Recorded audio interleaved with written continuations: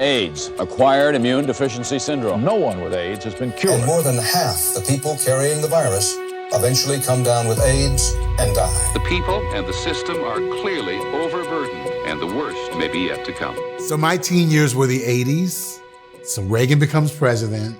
Jerry Falwell starts a group called the Moral Majority. Reverend Falwell, you say AIDS is God's judgment on homosexual promiscuity. I believe that we pay the price when we violate the laws of God.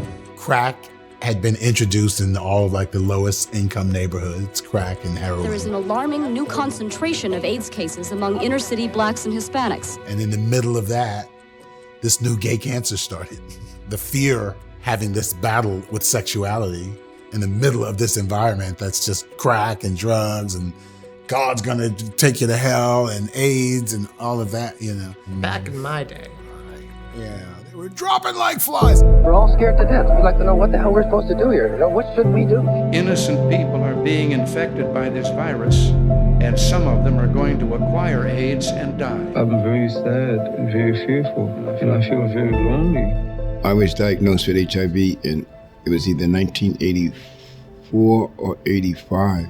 And then I was ashamed and embarrassed to tell people I'm HIV positive. Because of the stigma, people, your best friends would turn on you. I've seen my friends where their family put them out. They want to have nothing to do with them.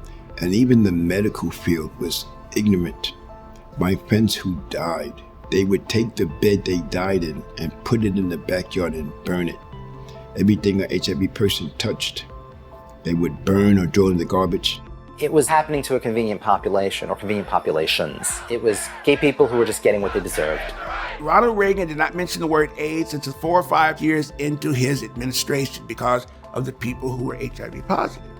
There were people who were either queer or people who were intravenous drug users. So these were people that were dispensable. These were the other people. They didn't really care about that. I even internalized it. Oh, well, I'm dirty. Nobody will want me, and this sort of thing. You know, that was the thing for me more than the illness. It was just the shame that because you were human and did a human thing, that you were less than human now, and that people would not see your humanity. And we were humiliated and ashamed and waiting to die. People were just dying in hospitals alone. And I was a teenager being impacted by all that.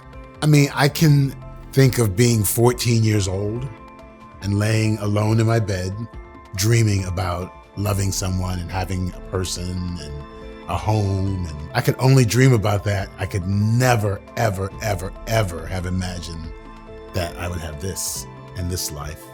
I've just learned that the sun always comes out, no matter how dark the storm is. If this is what you have and this is what you live with, it's okay.